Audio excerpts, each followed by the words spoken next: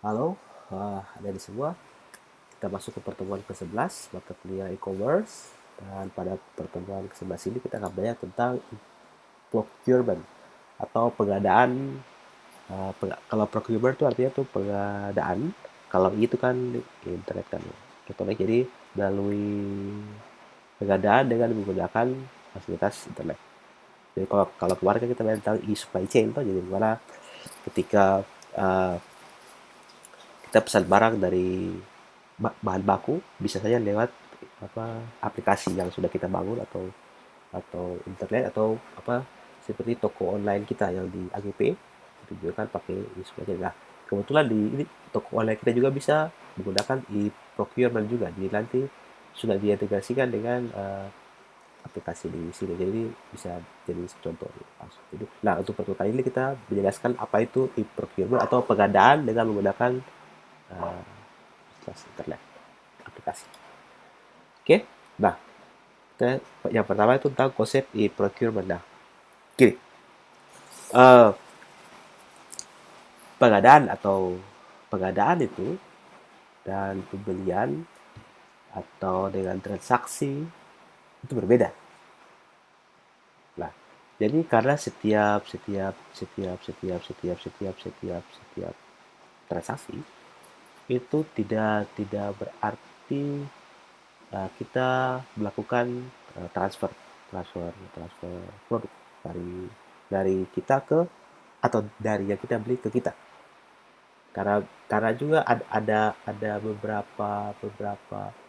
beberapa faktor yang berpengaruh. Contohnya tuh biasanya kita den atau contohnya tuh kita nyetok barang atau jadi kita kita kita tumpuk atau kita simpan atau kita kita sediakan. Jadi seperti eh, lebih lebih kompleks itu. Eh, Konsepnya pengadaan atau konsepnya procurement. Karena sebuah kegiatan yang berhubungan dengan perolehan suatu dari pemasok, mencakup pembelian dan juga logistik itu, itu yang disebut dengan pengadaan. Jadi itu tidak hanya pembelian atau transaksi barang, tapi juga eh, misalnya eh, supply. Jadi itu gini, lebih gampangnya tuh supply chain yang kita belajar kemarin itu, yang belajar kita kemarin itu dengan digabungkan dengan pembelian. Itu ketika digabung maka itu disebut pengadaan.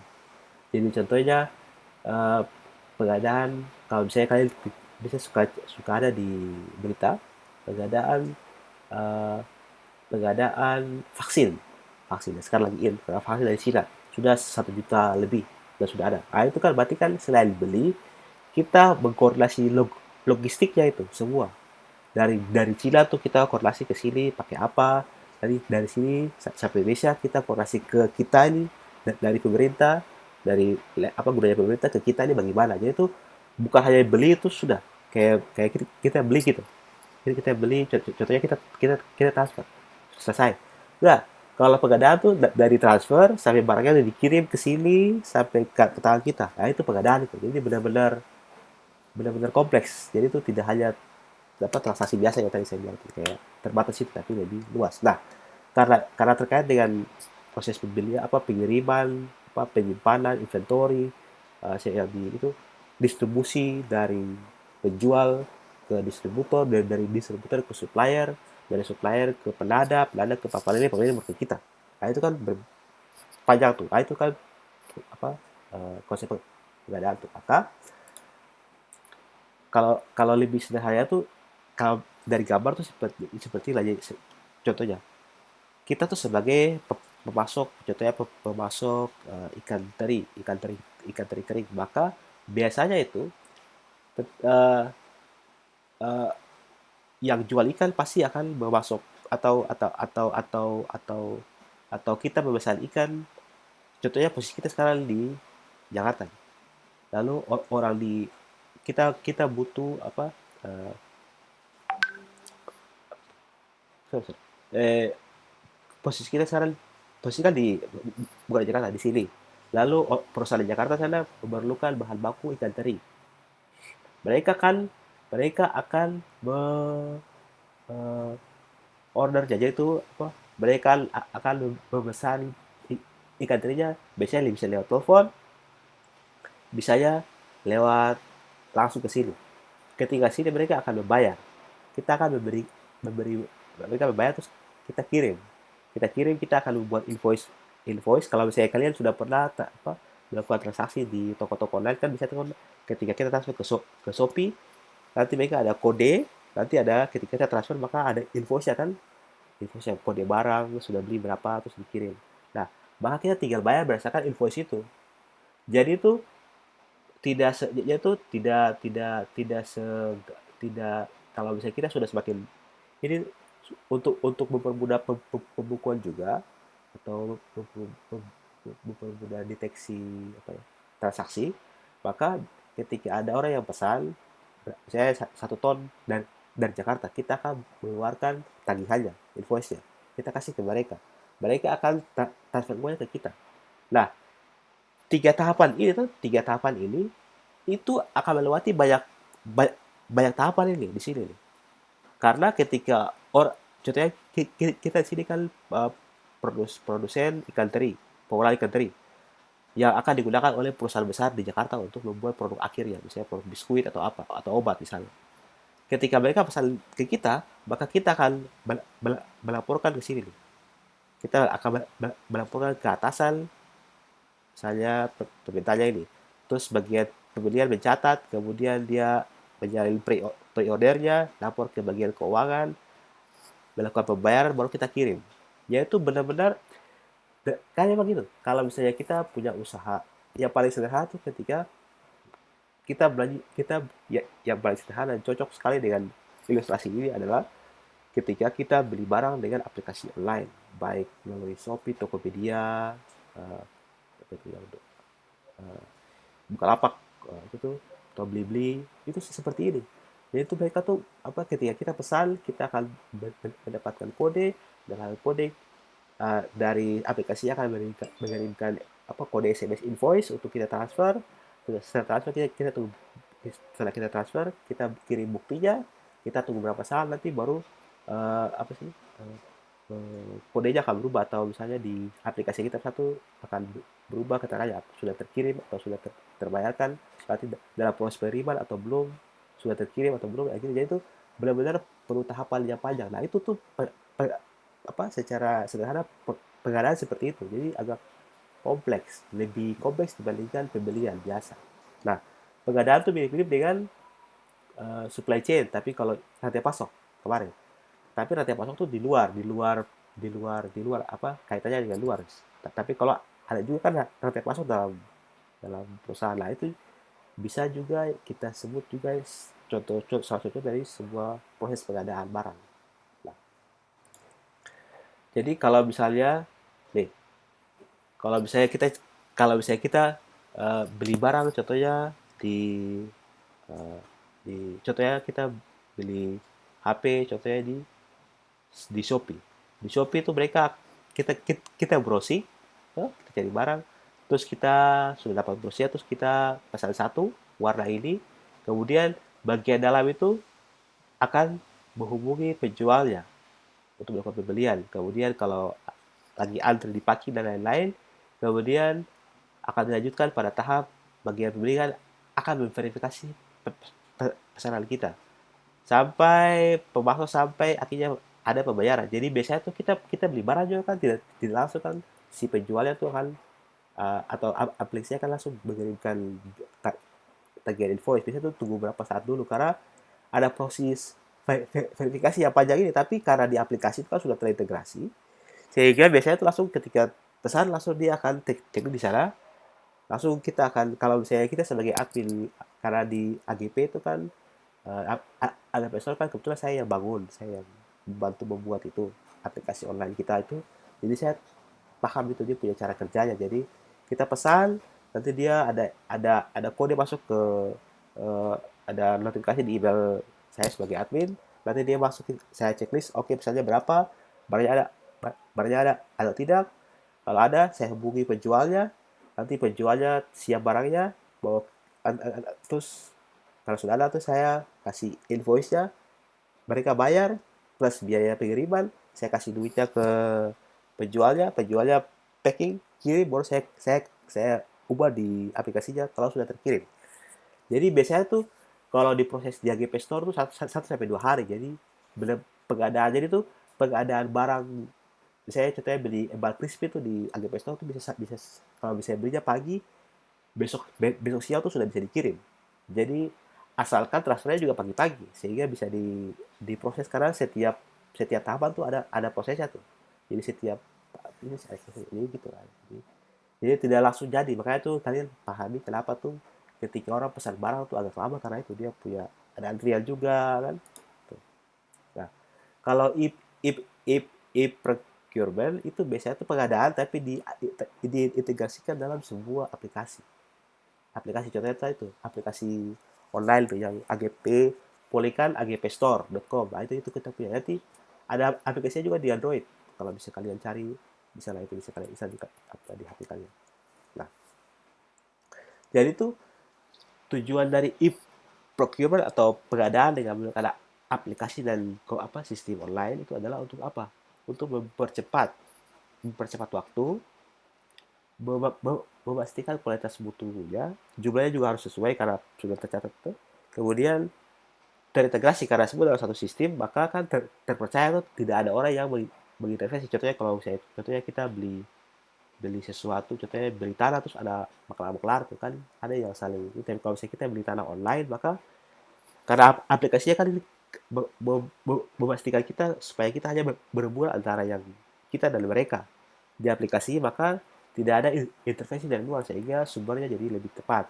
Dan juga biasanya harganya itu jadi lebih lebih lebih pasti, meskipun tidak, kalau mahal dan murah kan tidak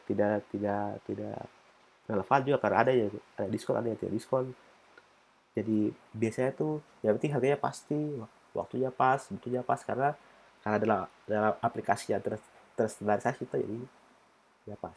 Nah, jadi gini, jadi tuh kan kenapa kita pakai, jadi tuh kalau misalnya kalian sudah di dalam dalam usaha yang besar, contohnya tuh kita punya usaha rumput laut atau teripang yang besar dengan gudang yang banyak, maka ketika ada pesanan kita akan kesulitan untuk mengumpulkan atau mencari atau membuat data. Tapi kalau misalnya kita punya gudang itu, kita sudah buat aplikasinya dan kita sudah atur berdasarkan rak buku. Contohnya kalau seperti di perpustakaan juga tuh, jadi kita bisa cari aplikasinya.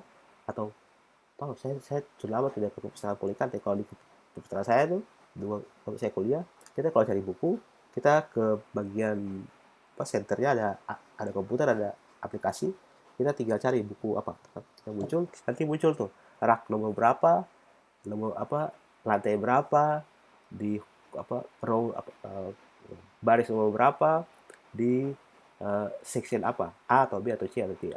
Jadi kita sudah tahu. Jadi itu kayak lebih mempermudah kita, mempercepat akses kita. Jadi pengadaannya tuh jadi lebih cepat, jadi lebih. Kemudian itu kan ini sudah ini. Kalau biasanya tuh kalau pengadaan tuh lebih ke efisiensi waktu dan keamanan biasanya gitu. Jadi waktunya lebih efisien, lebih aman, lebih cepat, lebih produktif, jadi lebih mantap lah, jadi lebih baik. Oke. Nah, kalau untuk penerapan e-commerce, jadi tuh ini tuh sudah saya juga di awal tadi. Jadi tuh gini, aplikasinya bisa aplikasi komputer yang untuk kita mencari eh, buku, atau bisa juga tuh dalam situ, ada di perusahaan-perusahaan itu bisa tuh ada SIM ya, sistem informasi apa misalnya untuk pemesanan barang. Atau yang dulu kalau tahun lalu tuh yang teman-teman kakak kelas kalian yang waktu ke makanya di PT Pelindo itu juga ada aplikasi untuk membuat surat atau membuat pemesanan atau membuat komplain.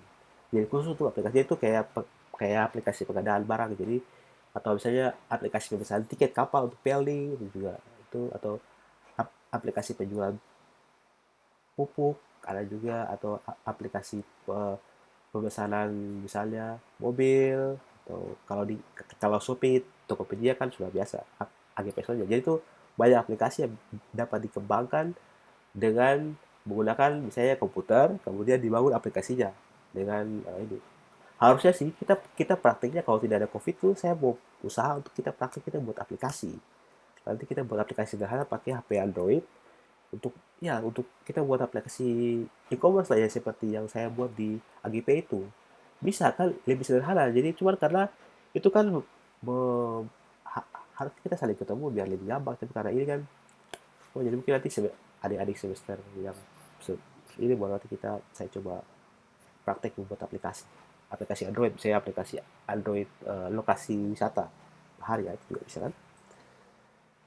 Nah kemudian kalau ini tuh contohnya tuh kalau aplikasi yang itu kita pengadaan barang atau misalnya kita inventory. Jadi kalau misalnya contohnya yang kalau di AGP Store itu kalau ada yang kalian pesan barang melalui AGP Store nanti ada notifikasi ke email saya atau dan email Ibu Is supaya nanti ada notifikasi kalau ada pemesanan nanti kita verifikasinya tuh di aplikasi dan juga verifikasinya juga lewat kalau kita pakai WA juga supaya verifikasi yang pesan berapa apa yang dipesan nanti kita koordinasikan dengan yang jual misalnya Prodi THP baru kita balas juga dengan aplikasi itu sehingga terintegrasi tuh jadi dia di situ jadi lebih cepat gitu tanpa harus ada apa koneksi-koneksi yang lain-lain. Nah ini jadi itu kan bisa aja seperti kalau di AGP Store tuh kan ini one to many jadi satu orang penjual dan banyak banyak banyak supplier jadi kita kalau di AGP Store kita hanya yang membuat platform aplikasinya tapi yang jual tuh dari THP, TBP, biotek produk-produknya. Nah kalau kalau kalau kalau ada juga yang kebalik jadi yang B ini yang oh, si B jadi itu penjualnya banyak tapi yang eh, dia menggunakan platform yang satu contohnya tuh seperti Tokopedia dan Shopee itu tuh jadi kalau di kita kan seluruh produk AGP kita ya jual tapi kalau untuk eh, Shopee dan lain-lain itu kan sebuah toko-toko yang di yang seluruh Indonesia ini mereka pakai yaitu apa, tokonya satu tapi di ininya banyak tapi kalau kalau untuk yang contoh yang ketiga nih biasanya tuh eh, dipakai atau tidak terlalu apa ini apa tidak terlalu ini jadi apa dipakai untuk aplikasi-aplikasi yang umum misalnya contohnya yang kayak eh, Tokopedia itu berbeda dengan kalau yang B itu spesifik spesifik contohnya tuh untuk beli mobil saja atau apa saja tapi kalau ini kan lebih umum kalau yang jadi banyak penjual banyak pembeli gitu jadi langsung digabung ke satu aplikasi oke nah ini penjelasan dari yang tadi jadi ini karena ini saya sudah jelaskan lebih singkat karena itu kan bahasa Inggris jadi sudah saya jelaskan lebih singkat ya yang penting perbedaannya itu jadi kalau di ini untuk contohnya itu seperti AGP Store yang pakai ini yang suplainya cuma satu tapi yang belinya banyak.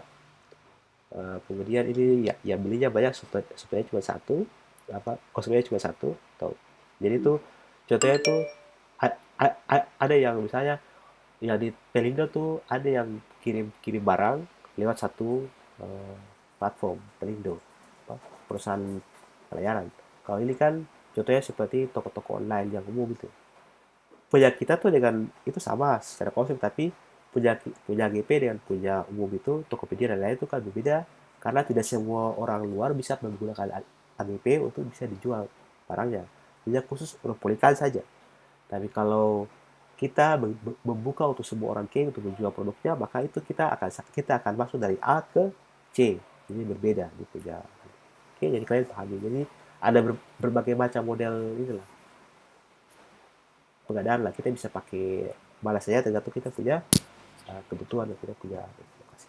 Oke, saja ini kan sudah ya seperti sistemnya, sistem terintegrasi. Jadi nanti ini sudah pertemuan ke 11 nanti setelah ini nanti Pak Saki masuk sampai luas. Tinggal 3 pertemuan lagi. Jadi kan karena 2 pertemuan kan saling digabung-gabung, jadi masih luas dan tetap jaga kesehatan.